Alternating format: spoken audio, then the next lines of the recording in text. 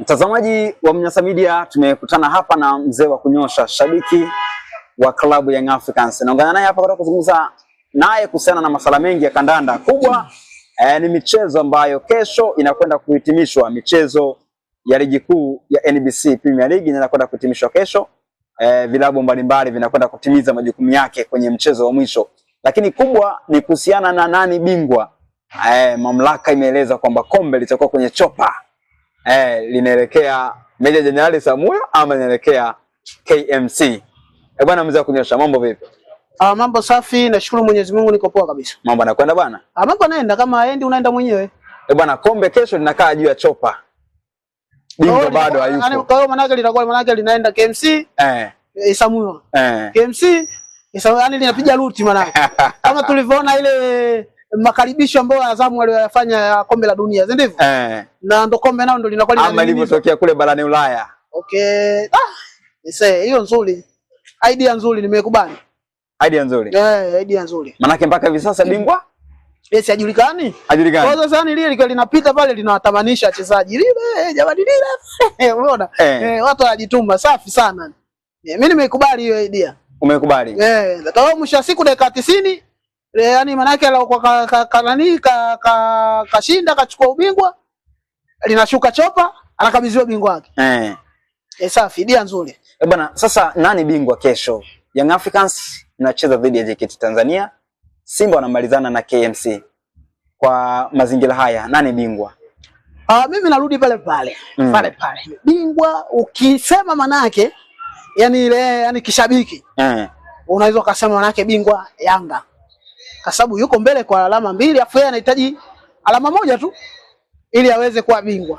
Labda kinyume na hapo, labda kesho tushuhudie kama netball, labda manake yani Simba manake KMC ampiga hata goli 22 hivi. Umeshaona? Na inawezekana kwenye mpira. Ile japokuwa sio sana ni manake inawezekana manake akafunga magoli mengi. Lakini kiwalisia zaidi ukifuata manake mpira jinsi ambavyo unavyotaka uwezo ukasema bingwa Yanga, lazima tushuhudie kwanza dakika 90 zinakwendaje ndipo manake apatikanike bingwa. Ndio maana manake umeona manake hata shirikisho lenyewe limeona kuwa kombe liwe lina yani wamelipandisha thamani. Liwe linazunguka manake kwenye chopa baina ya hivi vilabu viwili manake kati ya Simba na Yanga. Kwa hiyo kesho manake ni siku ambayo manake ya kufa na kupona kwa Yanga ili waweze kudhibitisha kuwa manake wanachukua ubingwa. Hakuna njia nyingine yoyote. Na kama unavyojua mechi ya JKT na Yanga sio mechi rahisi. Mimi simzungumzie Simba. Simba yani ikitokea kama KMC amzuie Simba, basi atakuwa maajabu ya mpira wa dunia. Yatakuwa maajabu ya mpira wa dunia. Yani KMC anachotakiwa labda kuzuia manake Simba atamfunga magoli mangapi? Unaona? Lakini kumzuia eti yani manake amzuie kabisa eti atoe naye sare au afungwe. Simba afungwe na KMC. Hayo maajabu ya mpira ndugu yangu. Yani kabisa yani mimi mwenyewe kweli nitaona kweli mpira kweli una maajabu yake na una matokeo ya kikatili kweli. Hapo ndo nitaamini kesho kama KMC anaweza kumsimamisha Simba. Kwa hiyo ngoma kabisa, hata watu wote mashabiki wote yani kila mtu macho atakuwa kule Meja Jenerali Samuel kule. Ndio macho yote atakuwa kule. Kule ndo wanaume kule shoka. Kule ndo finali ilipo sasa. Lakini hapo KMC hapo Bonanza. Bonanza? Hapo mtu anajipigia tu. Hapo anajipigia. Japo maana yake mpira lazima tupe heshima yake. Watu kama wale nao wanakuwa wanataka kufana mtu. Ndio shida. Anaweza akasema bwana mimi pote. Mechi siji mechi 29 sijui sijapata pointi aina yoyote na pointi ngapi 9 sijui. Acha na mimi niambulie hii. Angalau nishuke na pointi kadhaa. Inaweza katokea hivyo, lakini ni asilimia chache sana. Yani Simba kuzuiliwa na KMC ni asilimia chache sana. Yani kama wanavyosemaga ni rahisi ngamia manake kupita kwenye tundu la sindano kuliko tajiri kwenda kuona ufalme wa mbingu. Ndio sasa na KMC. Hebu rudia tena. Ni rahisi ngamia kupita kwenye tundu la sindano. Kuliko tajiri kwenda kuona ufalme wa Mungu ni manake. Ndio KMC sasa. KMC ni tajiri uwanja wako wake. Umeshaona manispaa ile mzigo wanao, sio kama hela hawana. Hela wanayo lakini hana ujanja kuepusha manake kufungwa. Atafungwa. Bwana, tukibaki hapo kwenye mechi za kesho. Kuna vita nyingine ya ufungaji bora. Hapa kuna Faisal Feitoto, kuna Mosi, lakini vile vile kuna Alan Okello. Na kuna maneno yanasambaa kwenye mtandao mbalimbali ya kijamii, huenda mtu akatengenezewa ufungaji bora kwa kuforce. Kwani pale Simba ukifuatilia hakuna mtu mwenye 10+. Pale pagumu pale bwana. Hamna mtu mwenye 10+, kuanzia 9+ maana yake ana uwezo wa kuwa mfungaji bora. Zikapigwa goli 6 au 7. Anafungwa hata 10, kwani yule KMC anafungwa hata 10. Huo ni uhalisia mpira, si upo hivyo. Kwani tulishashuhudiaga hapa nani wakati wanagombaniana kiatu Maele na Ntibauzika. Ntibauzika hajapiga kamba 5. Saidon Ndivazokiza. Hajapiga kamba 5.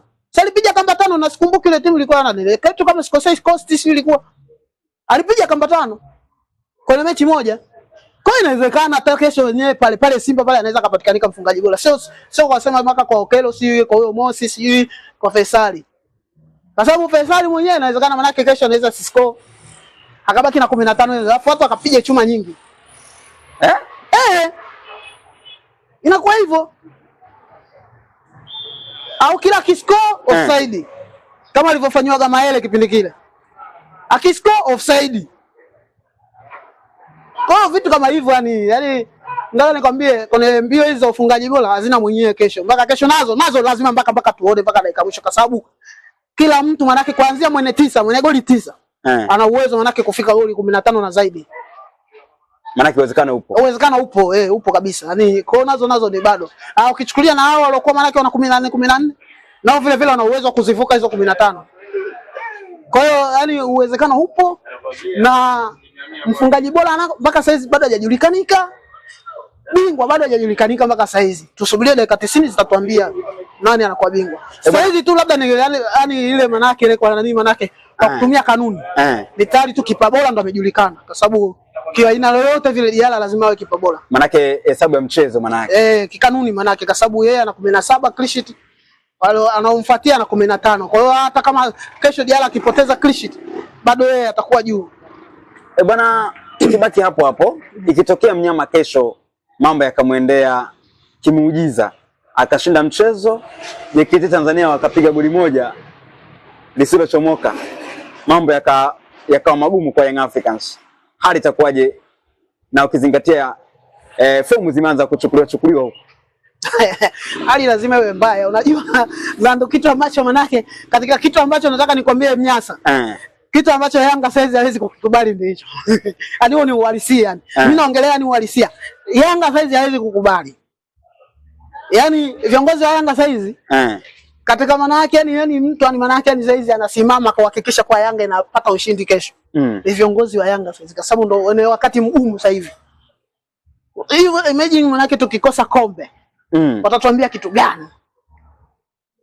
Kocha wamemfukuza. Hawajaleta kocha mwenye quality mapema. Wamesema hao waache wamalizie afu tunakosa kombe. Watatuambia nini? Watakuwa watuambie kitu yani. Yaani pale ndio tunapoanza kuchekechana sasa. Atuangalie sisi kwanza uzuri wa mashabiki wa Yanga. Jinsi ninavyowafahamu. Uwaga hawana subira. Unajua hawana subira? Hawana subira na hawawezi kukuvumilia. Watendee mema makibao. Ila kwa sababu hili wanaruka na wewe. Watu wanaruka na wewe yani. Yaani ndivyo sisi ambavyo tulivyo. Uwe mchezaji, uwe kiongozi, na ndio maana manake Yanga unakuta manake wenyewe viongozi, wachezaji, huwa wanaambia kabisa bwana hawa watu wanaga masiala hawa. Hao wacheki na nyani. Wao wafurahishe, ukiwazingua tu. Wanaruka na wewe. Yale ya mchunga. Wanaruka tu na wewe. Wana kitabu. Yaani Yanga hata kitabu mashabiki ya Yanga. Wana uvumilivu ule kumvumilia mtu, sije ngoja tuone kwanza itakwaje hayo. Mambo hayana. Bwana, kama Young Africans watafanikiwa kuchukua ubingwa kesho, tusemeje sasa? Utakuwa huna ladha. Wewe ndio kweli. Hakuna jipya sasa. Kwa nini hakuna ladha? Sasa utakuwa na jipya gani? Yanga kichukua ubingwa una jipya gani?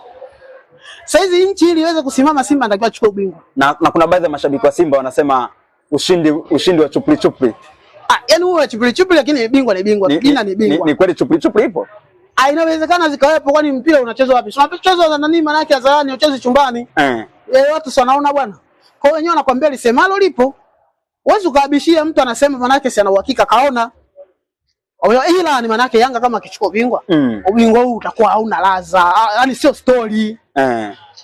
Ndio sasa kama vile nilivyokuambia manake yani Yanga kumfunga Simba sio story. Ila Simba kumfunga Yanga ndio inakuwa story. Kwa hiyo kwa jinsi ilivyo sasa Simba anatakiwa manake achukue ubingwa. Ndio nchi inasimama sasa. Tena inasimama kweli yani. Yani inasimama. Na ndio wengi manake wanaomba iwe hivyo. Sio ushelewa Mnyasa? Wengi wanaomba manake Simba achukue ubingwa. Bwana, neno lako ambalo natamani kulisema sasa kabla hatuja kwenda kuangazia sasa matokeo ya kesho kwenye mechi za kesho kwa wababe hawa wawili wa Kariakoo. Mimi nataka tu niwaambie mashabiki hasa sisi wa Yanga. Kesho ndo finali. Tujitokeze kwa wingi. Kule Meja Jenerali kule Samuo, tujitokeze kwa wingi. Twende tukaipe support timu yetu na tujiandae kisaikolojia.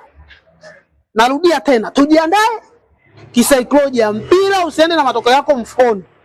Ndio watu wanazimiaga, watu wanakufa. Tujiandae kisaikolojia, ule ni mpira. Unaweza kashangaa kweli JKT kesho ndio ile wanasemaga manake kuna kauli ambazo wanazosema maiti imemngangania mwoshaji. JKT anaweza kumngangania mtu. Mambo kaharibika. Mambo yameharibika. Sasa tutakuwa vipi? Hapo ndo natakiwa mashabiki tujiandae kisaikolojia. Sisi wengine tayari tumeshajiandaa kwa sababu tunajua timu yetu ni mbovu. Wao ni uhalisia. Timu yenu ni mbovu. Japo mwingine anakuja na fact kwa bwana kama ni mbovu mbona inashinda? Sawa inashinda. Yaani mimi huwa siku zote waga nasemaga ni manake hivi. Yanga ni mbovu kupitia yenyewe, yani inajipima yenyewe. Ni kwa sababu ya udhaifu wa ligi yetu iliyokuwa nao. Sio ushanielewa? Yaani Yanga mbovu yenyewe kwa yenyewe. Uwezo ukachukua Yanga misimu minne iliyopita na hii ya sasa. Yanga hii mbovu kweli. Bwana ila ni kwa sababu inakutana manake na timu dhaifu. Inapata matokeo. Inafunga magoli mengi. Lakini sisi tunajua mpira, tunajua kabisa hii timu ikikutana na timu iliyokuwa iko vizuri, inafungwa. Na ndio maana Dodoma walikaza tu wakatufunga. Bwana hilo tu. Bwana mimi nikushukuru, nikutakia kila la heri. Asante sana.